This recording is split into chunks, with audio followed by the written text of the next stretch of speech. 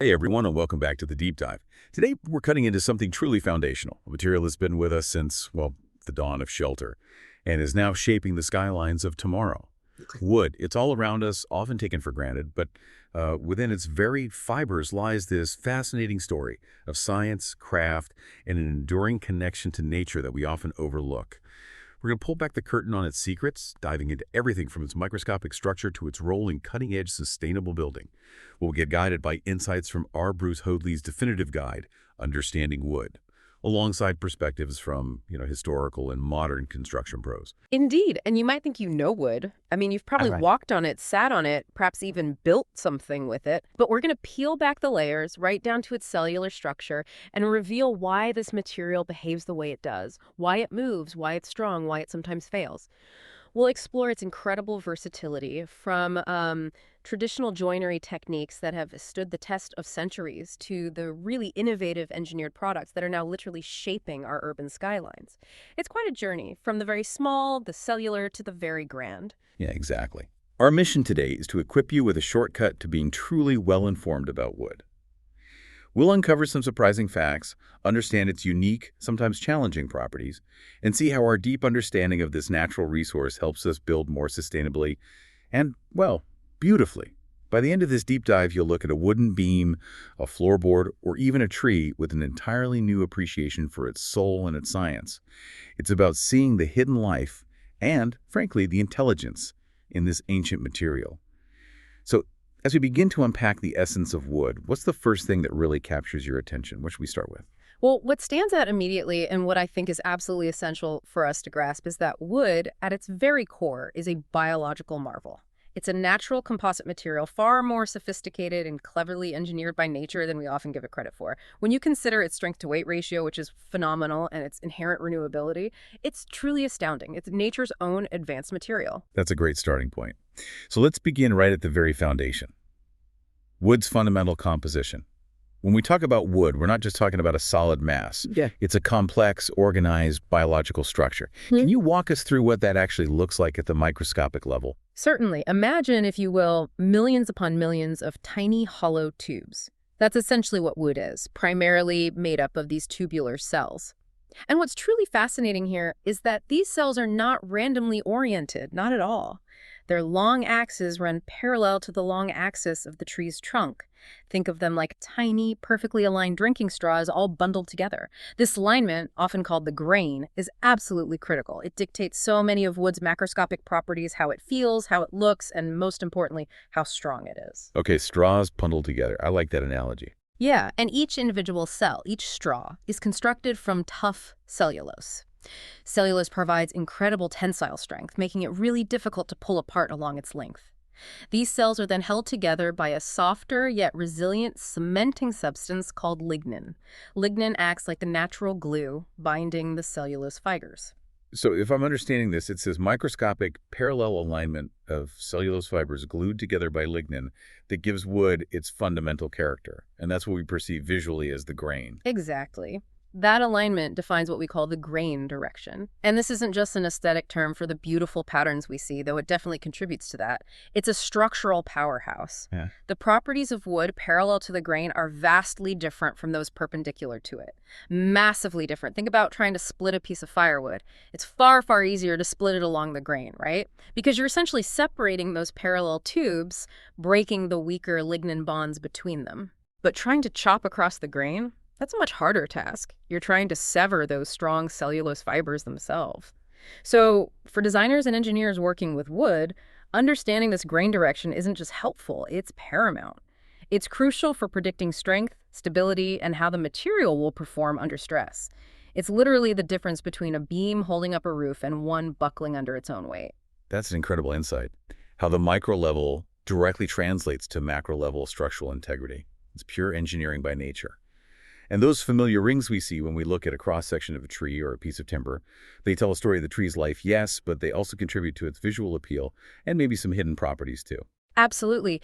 Those visible growth rings are another fascinating aspect of wood's structure.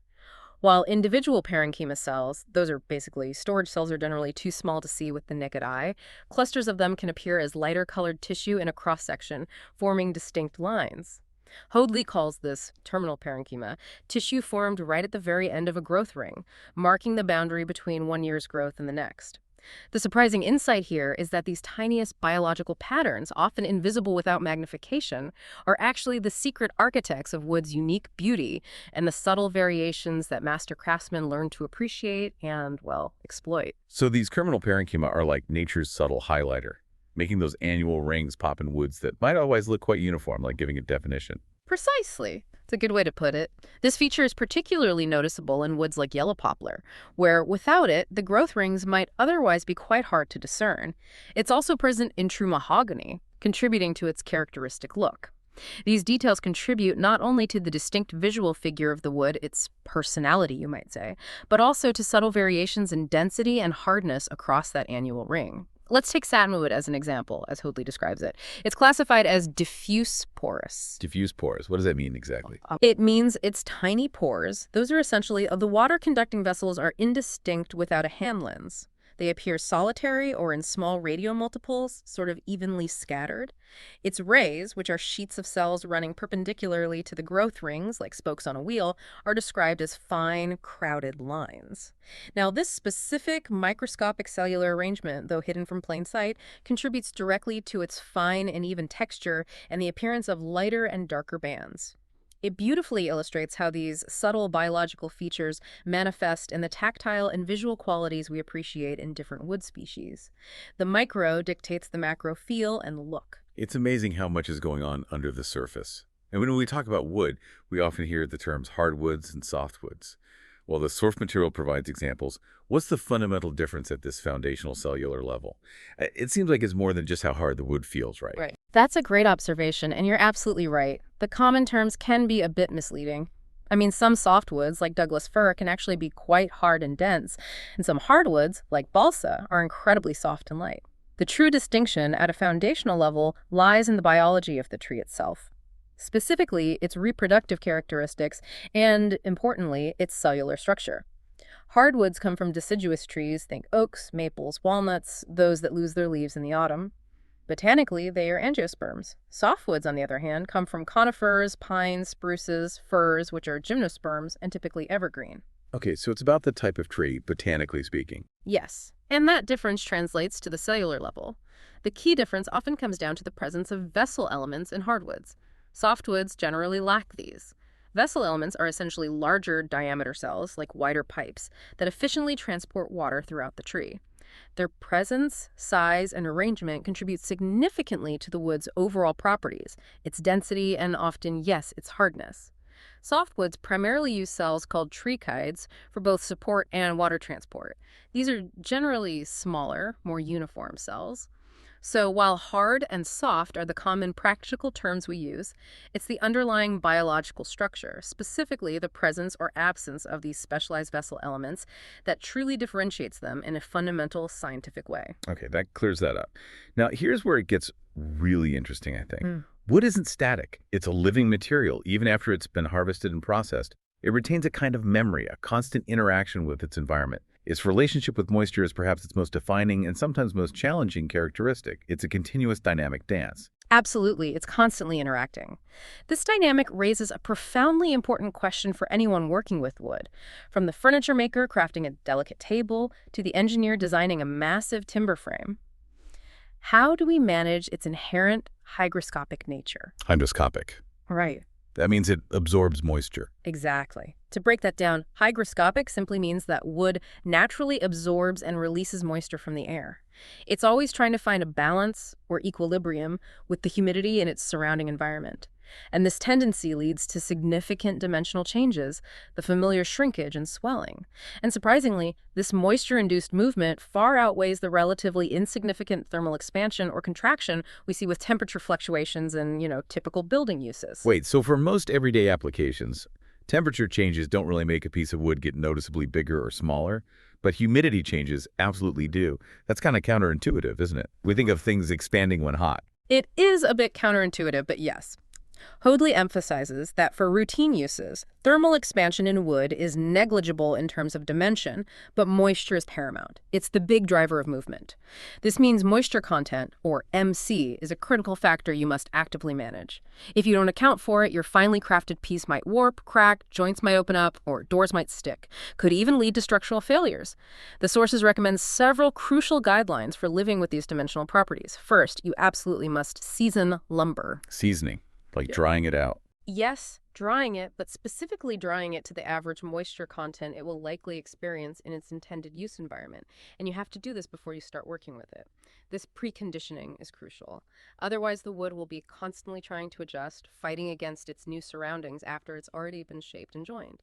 Second, apply the most impervious finish possible to the finished work, consistent with its use, of course. This creates a barrier, slowing down the exchange of moisture.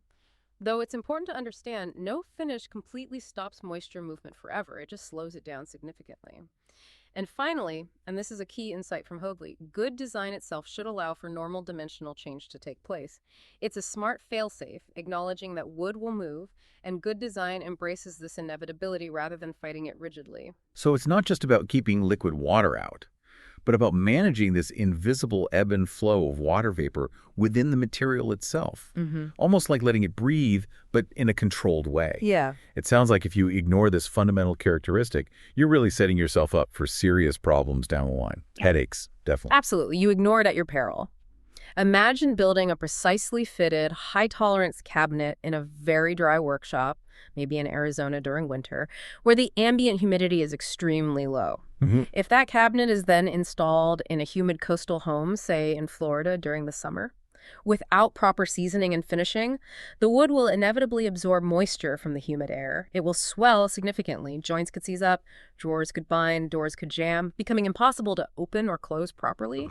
Conversely, take wood from a humid environment and put it in a very dry, heated building in winter. It can shrink dramatically, leading to unsightly gaps, loose joints, maybe even checks or cracks appearing. Structural instability is even possible in extreme cases. This is why careful planning, material selection, and preparation are absolutely non-negotiable for lasting quality. The warp that Hoadley defines, things like cup, bow, twist, or crook, these are direct consequences of this uneven moisture exchange and the internal stresses created during drying. And then there's case hardening. That's a particularly insidious condition you can get in improperly dried lumber. Case hardening. What's that, like the outside gets too hard? Sort of. It's where residual drying stresses leave the outer layers, the case, under compression while the inner core remains in tension. It's almost as if the wood has this internal memory of its drying process where the outside dried too quickly compared to the inside. This internal stress can lead to totally unpredictable movement, warping, or even severe splitting if the wood is later cut or machined, like releasing a tightly wound spring suddenly. It can ruin a piece of lumber. Wow, like a hidden trap waiting inside the wood. That's a great analogy. So beyond this physical movement, this warping and shrinking, decay is another major concern. It's not just the environment acting physically, but biological attack that threatens wood's longevity, particularly from fungi. Precisely. Decay, most often caused by various types of fungi, is a primary biological threat to wood's longevity and its structural integrity. Brown rot, for instance, is a particularly aggressive type of fungus. It specifically attacks the cellulose in wood, which, as we discussed, provides much of its strength. It leaves behind this brownish, brittle, crumbly residue that often breaks into cubical pieces. It essentially turns strong wood into a fragile powder, completely destroying its structural capacity. Yeah. And preventing decay isn't just about avoiding obvious liquid water, like rain. It's fundamentally about controlling the conditions that allow these decay fungi to thrive. That usually means managing humidity levels and ensuring adequate ventilation within the entire building envelope. Keep the wood below the moisture content threshold that fungi need, which is typically around 20% MC. This ties right back to broader building science strategies for moisture control. Things like proper placement of thermal insulation and vapor retarders, ventilating concealed spaces like attics and crawl spaces, all critical. For example, if you're using wood siding, it should ideally be installed over furring strips. Furring strips to create an air gap behind it. Exactly, to create a small air gap that allows for drainage and drying. And critically, the siding should be back primed, painted on the back side, and all cut edges should be sealed during installation to manage moisture effectively. It's this kind of multi-layered approach, recognizing that moisture is pretty much ubiquitous and must be actively managed throughout the building's life cycle that ensures durability. So it's a constant battle, or maybe a careful partnership, with the environment. It seems like builders and engineers have been grappling with this for centuries, learning how to protect their timber. I recall seeing a note in the sources about Isambard Kingdom Brunel and his efforts in timber preservation for his bridges. He was thinking about this way back then. They certainly have, and Brunel is a fantastic historical example of this.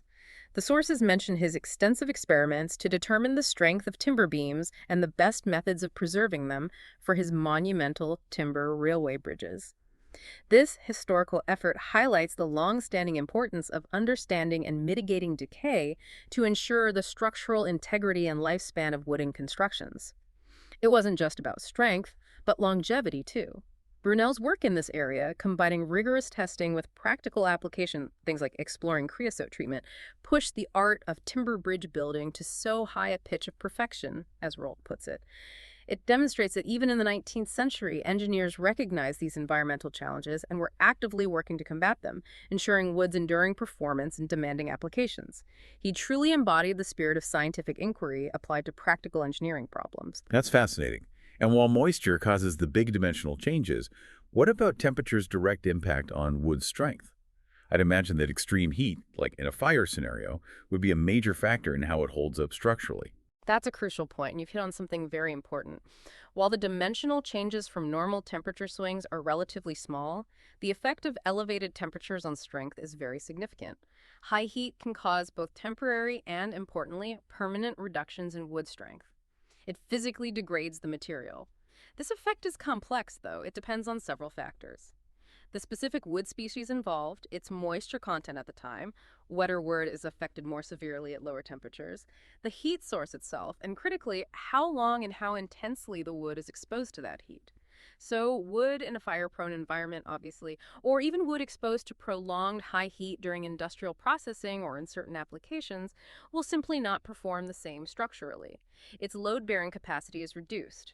This is a critical consideration in building design, especially as we look at more innovative uses of wood in larger, taller structures where fire safety is absolutely paramount. The internal structure changes, weakening the material, which is precisely why understanding fire protection strategies and how wood showers are so crucial for designing safe structural wood components. Okay, this brings us naturally to how we actually use wood, how we transform it from a tree in the forest into everything, from intricate furniture to massive infrastructure like Brunel's bridges, from ancient carpenters with hand tools to today's engineers using sophisticated software.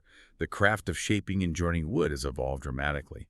It's a real story of ingenuity, constantly pushing the material's limits. It's amazing how consistently wood has been a fundamental material throughout history, constantly reinventing itself through the ages. What's truly fascinating here, I think, is how the deep, often intuitive knowledge of traditional carpenters, knowledge gained through generations of hands-on experience, feeling the wood, understanding its tendencies, is now being complemented and enhanced by advanced material science and engineering principles.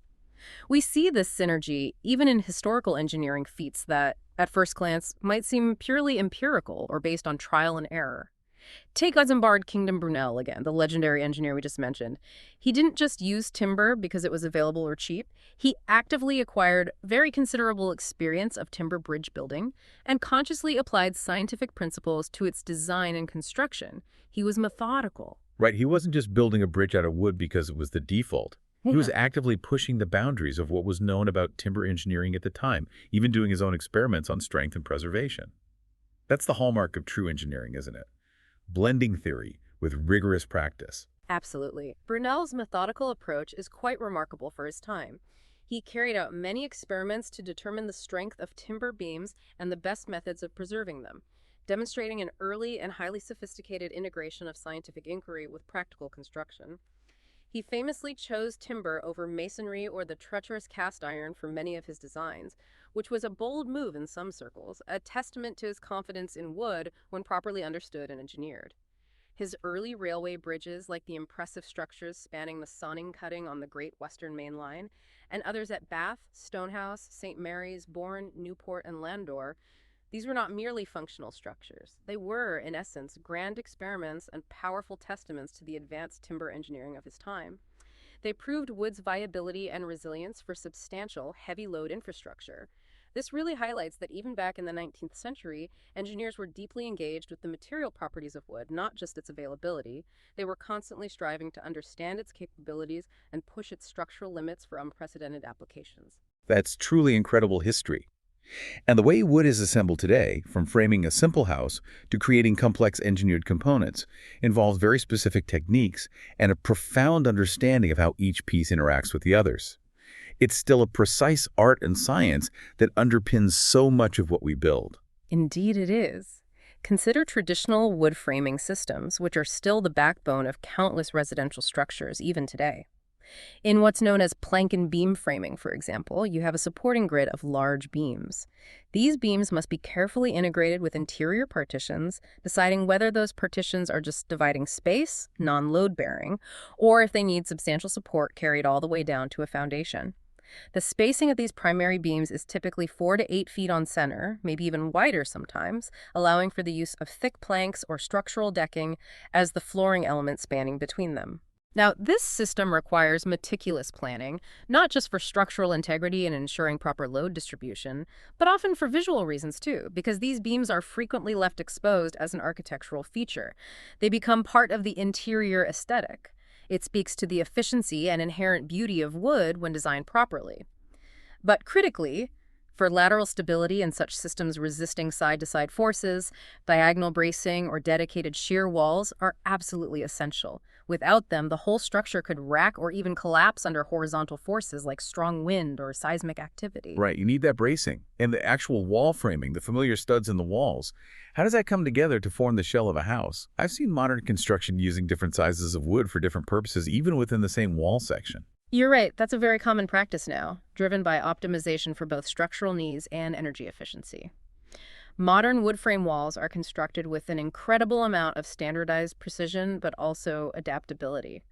As Ching notes, wall framing is held in place by temporary bracing until the floor framing is in place above and wall sheathing is complete, after which the frame becomes self-bracing.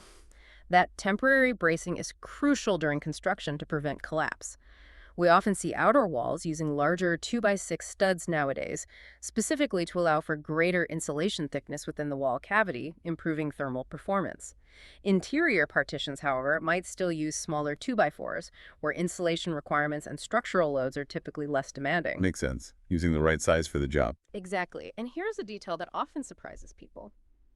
If you're using panel sheathing like rigid insulating foam on the outside of your walls, which is great for insulation but structurally quite weak and sheer, you still need diagonal bracing, inserted into the outside faces of the studs at the corners of the building, or sometimes let-in metal straps. This is because the foam itself usually cannot provide the necessary lateral resistance against racking forces.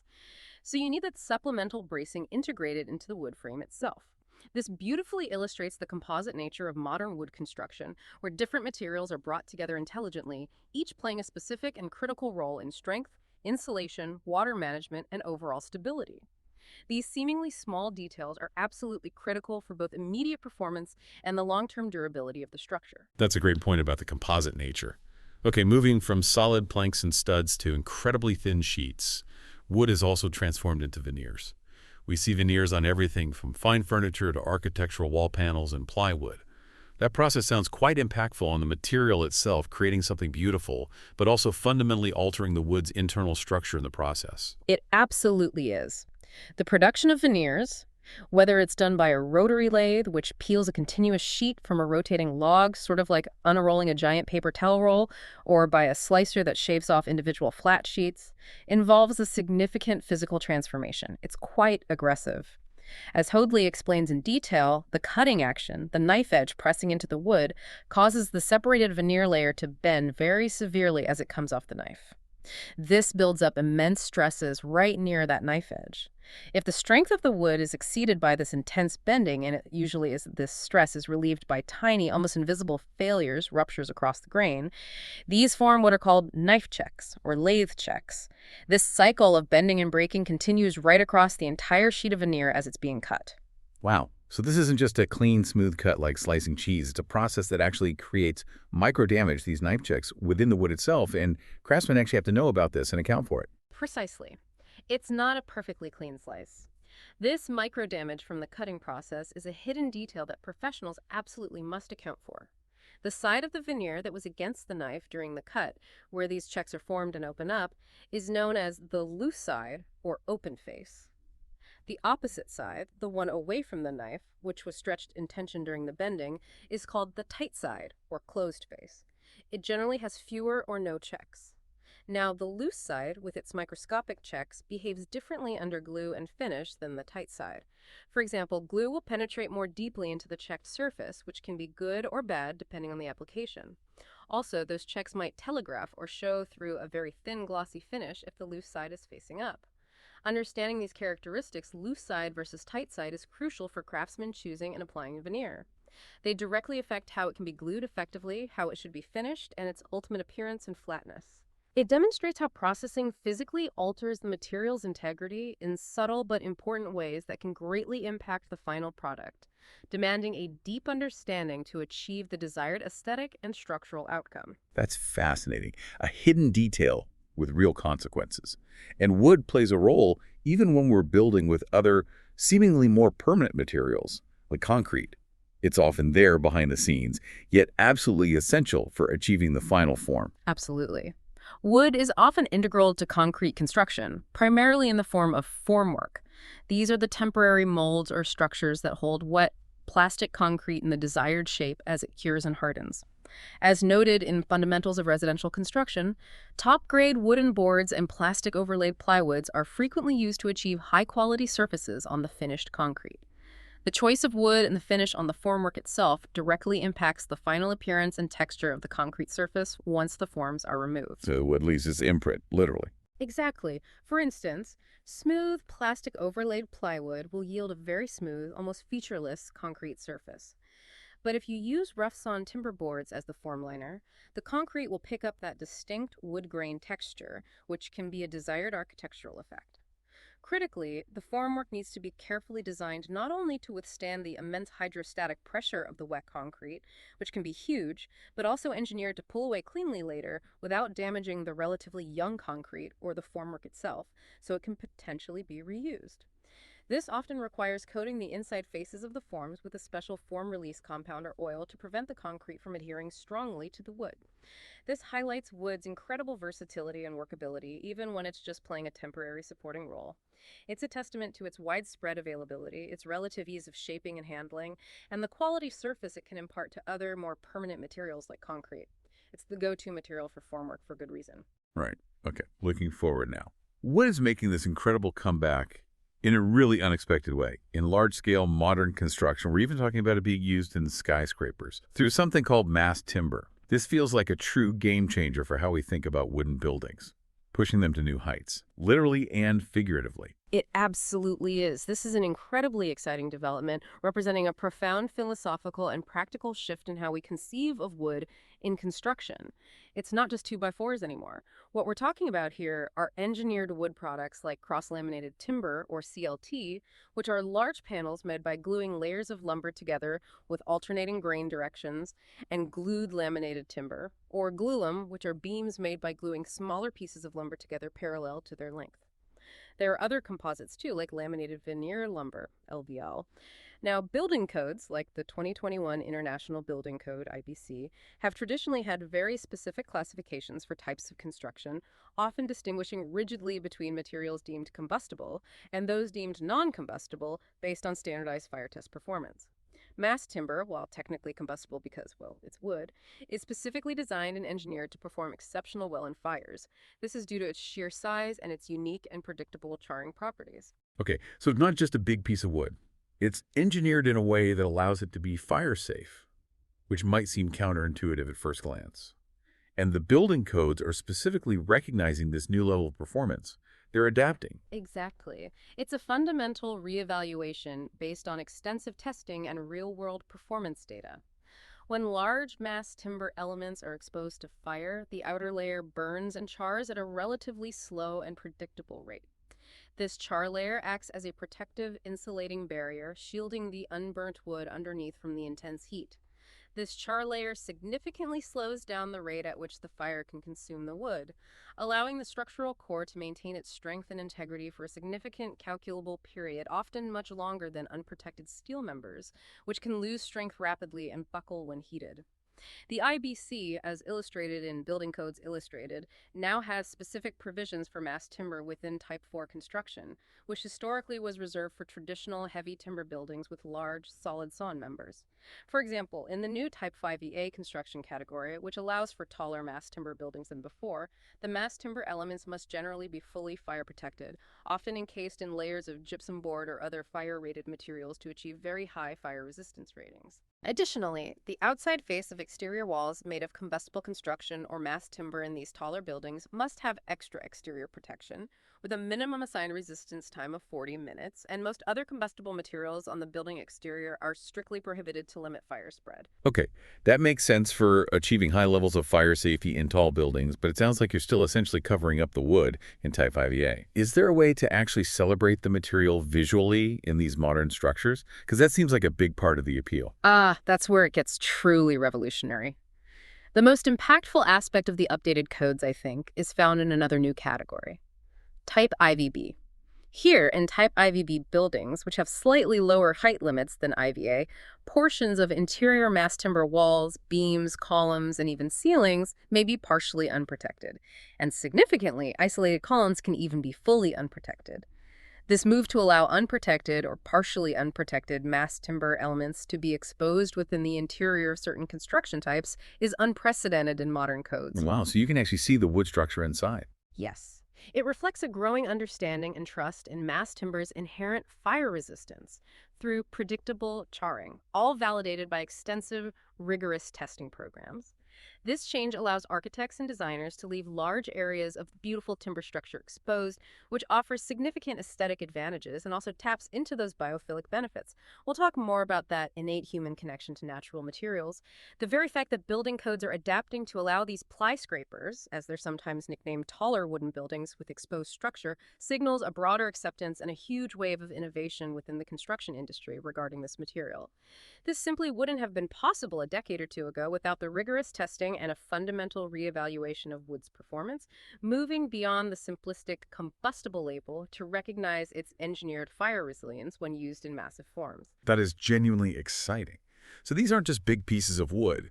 They're highly engineered for performance and safety. And this technological advance also strongly moves us towards more sustainable building practices, doesn't it? Connecting the material choice to the broader environmental movement. Precisely. That's a huge part of the story. Beyond the structural performance and the impressive fire safety, mass timber aligns powerfully with the principles of sustainable construction, making it a real darling of the green building movement. There's a growing emphasis globally on concepts like design for recovery, reuse, and recycling, which is a fundamental precept of the cradle-to-cradle philosophy, as detailed in Kibbert's Sustainable Construction Green Building Design and Delivery. This philosophy aims for a circular economy in construction, where ideally no building material leaves the economic loop until its inherent value is truly exhausted. It seeks continuous cycles of use rather than the traditional linear path from extraction to construction to demolition and landfill. Green building rating systems like Australia's Green Star and the internationally recognized LEED, Leadership in Energy and Environmental Design, are actively developing credits and rewarding projects that embrace design for adaptation. Yes, exactly. Dematerialization means achieving equivalent or even superior building performance using less total material mass.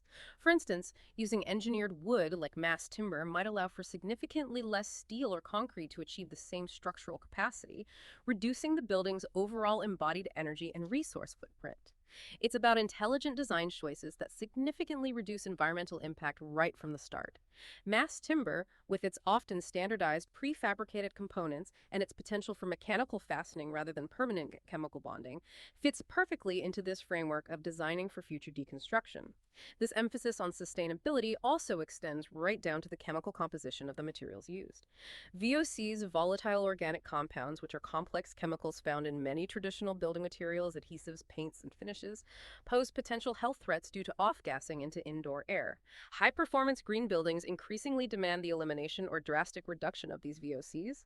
This focus applies directly to the glues and finishes used in engineered wood products like CLT and glulam, ensuring they are low-emitting or non-toxic, contributing to healthier indoor environments. Right, healthy buildings are a big part of green building, too. Absolutely. And this strategic shift towards design for disassembly is really profound. Instead of facing costly and wasteful demolition at the end of a building's life, future structures designed this way could potentially be unbuilt. Their valuable wood components, beams, columns, panels, could be carefully recovered, cataloged, and reused in new structures, preserving the embodied carbon and resources within them. It directly connects the traditional carpenter's knowledge of joinery, which historically often allowed for disassembly and repair, with modern material science, advanced manufacturing, and urgent ecological goals. It's a powerful merging of ancient wisdom about wood's workability with cutting-edge sustainability concepts. That's a really inspiring vision for the future of construction. And the idea of wood connecting us to nature, that biophilic aspect you mentioned earlier, seems to be increasingly valued. It's more than just an aesthetic choice. It feels like it taps into something deeper about human well-being and our innate connection to the natural world. It absolutely is. This is where wood transcends mere function or even sustainability metrics and enters the realm of human experience and psychology. Frank Lloyd Wright, for instance, famously defined good architecture as an embodiment of truth, beauty, and a response to the environment and human needs.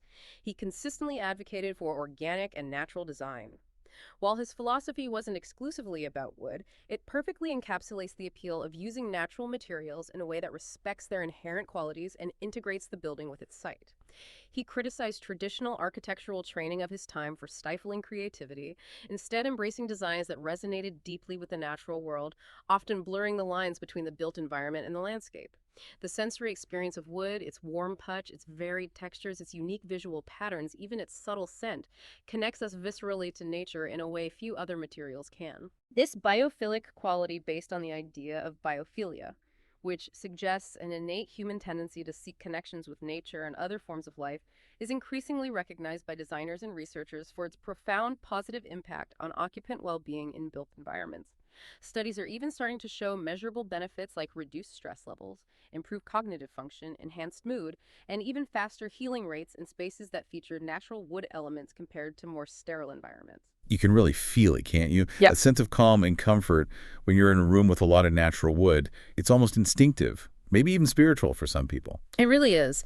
There's a wonderful passage in Louis H. Sullivan's autobiography where he describes a profound, almost spiritual connection he felt as a child to a gigantic solitary ash tree that grew near his grandparents' home. He considered it his great friend. This anecdote, while intensely personal, powerfully illustrates that deep, inherent human draw we seem to have towards trees and, by extension, to wood as a material derived from them. It suggests an intrinsic value that goes beyond its purely functional or aesthetic properties. It speaks to a primal connection to life, growth, and the natural world that wood brings into our increasingly urbanized and artificial built spaces. It's a reminder that even in our most advanced technological structures, we often seek that grounding connection back to nature. Absolutely. So beyond the hard science and the vital sustainability aspects, there's this deeply human story embedded in wood.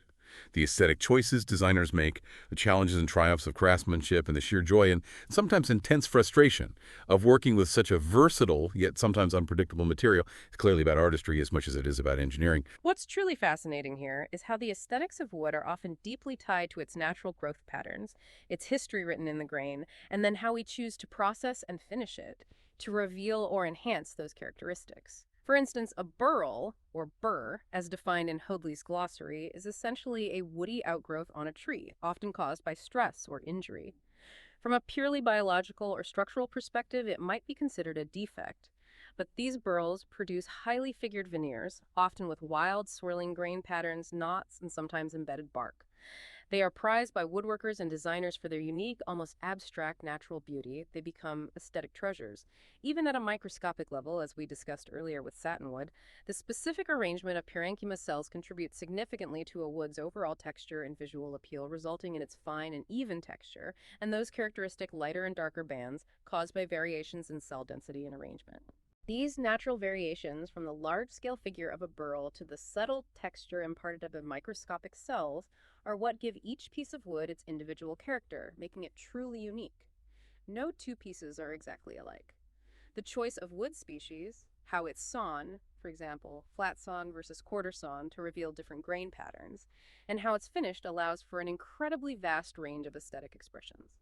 This contributes significantly to the character and personality of a building, much like our individual facial features give us our unique identities, as Fundamentals of Building Construction aptly puts it. This interplay between natural form and human craft is what creates the distinct personality of wooden structures and objects. And historically, the way wood was used has been deeply shaped by regional traditions and, crucially, by what was available locally. You can almost see the local landscape and the local culture reflected in the traditional architecture, a kind of visible dialogue between nature's resources and human ingenuity over centuries. Indeed, that's very true. If we look at the pattern of English building, for example, as described in Alec Clifton Taylor's work, The Pattern of English Building, we see clear evidence of profound regional availability driving distinct architectural styles. Oak forests provided a ready and abundant source for heavy structural timber across much of England for centuries. This availability led directly to the development and refinement of specific timber-intensive building techniques. Think of things like cruck frames, where massive, naturally curved oak timbers form the main structural arches of a building, spanning from ground level up to the roof ridge in one sweep. Right, those iconic curved frames. Exactly, and half timbering, where a sturdy, visible timber frame forms the skeleton of the wall, and the spaces between the timbers are infilled with materials like wattle and daub, woven sticks plastered with mud and straw, or later, brick. The extensive and often elaborate use of wood for church roofs is another great example, particularly those magnificent medieval hammer beam roofs or intricate tie-beam trusses found in cathedrals and parish churches across England. These examples showcase highly developed traditional carpentry skills, meticulously adapted over generations to the local resources, primarily oak, and the specific structural and aesthetic needs of the time. They formed distinct regional architectural styles that were both functionally robust and often breathtakingly beautiful, evolving organically with the materials readily at hand.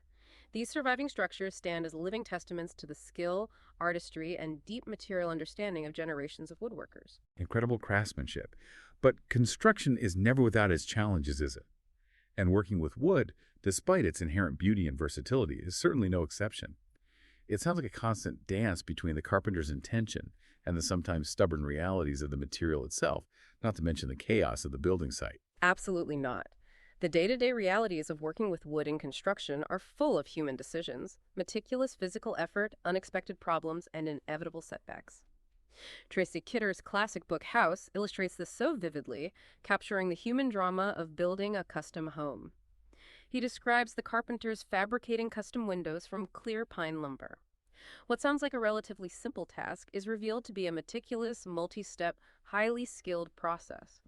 Precisely cutting pieces to length, painstaking sanding for a smooth finish, accurate jointing of edges, routing dado channels to accept the glass, carefully assembling the frame components with glue and fasteners, fitting the glass panes, and finally, milling and applying the small wooden stops that hold the glass in place. This detailed description highlights the intense skill, the focused attention to detail, and the sheer precision required from the craftsman, even for seemingly straightforward components within the larger, complex wooden structure of a house. That sounds like an incredible amount of focused work for just one window, let alone all the windows and doors and trim in an entire house. And Kidder's account also really highlighted the ongoing challenge of managing materials, estimating quantities accurately, planning sequences, and just getting estimates right, even for experienced professionals. It's not always straightforward. It absolutely does. Kidder's anecdote also points vividly to the sheer volume of material that quite literally disappears into a new house during construction. One of the carpenters he follows acutely observes that a new house seems like a hole into which lumber, nails, sheetrock, and 100 other things are pouring. It's just consuming materials at an astonishing rate. Yeah, I can imagine that feeling. It's a stark reminder of the material demands of construction. Kidder even recounts how experienced subcontractors, like the sheetrockers in the story, could significantly underestimate their needs, sometimes discovering they needed almost twice the amount of joint compound they initially thought they'd require for taping and finishing the drywall. This powerfully illustrates the inherent complexity of planning and execution in wood construction, where even small miscalculations or unforeseen conditions can have significant ripple effects on budget, schedule, and workflow. And the various problems encountered on a typical building site, like an incorrectly finished concrete slab discovered too late, or misjudged clearances requiring rework for a staircase installation, these aren't just isolated issues with other materials. They often cascade, directly impacting the overall schedule and, crucially, how subsequent wood elements like framing, flooring, or trim are integrated, often requiring on-the-spot adaptation and problem-solving by the carpenters. It's a powerful reminder that even with deep material knowledge and careful planning, the human elements of coordination, communication, anticipating problems, and adaptability remain absolutely paramount on any construction project. Every project presents its own unique set of challenges, and the best craftsmen are those who can truly respond effectively to wood's inherent nature and the inevitable, unexpected twists and turns of the construction process. That's such a great point about the human element. So, from its fundamental, intricate, microscopic cellular structure to its increasingly vital role in cutting-edge, sustainable skyscrapers, wood remains a material that constantly surprises and inspires us. It's truly a journey from the microscopic origins to the monumental possibilities. It's a material that really embodies both ancient wisdom, accumulated over millennia of use, and modern innovation, driven by science and technology. Its soul, if you want to call it that, lies in its organic nature, its incredible versatility, its enduring aesthetic appeal, and its deep, undeniable connection to human history and also to our urgent future needs for sustainable building practices. The deep experiential knowledge of the traditional carpenter, honed by centuries of working intimately with wood's inherent properties, observing its behavior, learning from its tendencies, is now converging beautifully with the advanced science and analytical power of the modern materials engineer and architect. This synergy, this combination of craft and science, is what's allowing us to push boundaries previously unimaginable, creating structures that are not only strong, efficient, and durable, but also beautiful, healthy for occupants, and ecologically responsible. It's allowing wood to continue its millennia-long legacy as a cornerstone of human ingenuity and well-being, adapting once again to meet the challenges of our time. What an incredible journey through the world of wood. Seriously fascinating. From its microscopic structure of cellulose and lignin, navigating through the challenges of moisture and warp, marveling at the ingenuity of Brunel's timber bridges, and looking ahead to the soaring promise of mass timber skyscrapers, it's abundantly clear that wood is far more than just a simple building block. It's a dynamic, living material with an incredibly rich story to tell. This deep dive truly reveals a material that demands our respect and a profound understanding of its nature. But it also offers immense rewards when its unique properties are acknowledged and mastered through careful design and skilled craftsmanship. Its combination of aesthetic appeal, structural efficiency, and inherent sustainable qualities makes it pretty much indispensable, connecting us back to nature even in the most urban and technologically advanced environments we create. It really is a testament to nature's enduring engineering brilliance. As we wrap up this exploration, here's something provocative to think about. As technology continues to advance our understanding and our ability to manipulate wood, from genetically optimizing trees for specific desirable properties to using AI for designing incredibly complex timber structures, will we ultimately enhance or perhaps inadvertently diminish the very soul of this material that has served humanity so intimately for millennia? What entirely new forms of beauty and utility might emerge when we truly marry the deep wisdom of nature inherent in wood with the full power and ingenuity of our future craft? And crucially, what, if anything, might be lost in that translation? Something to ponder the next time you look closely at a wooden beam, a piece of furniture, or even just a tree standing in the park.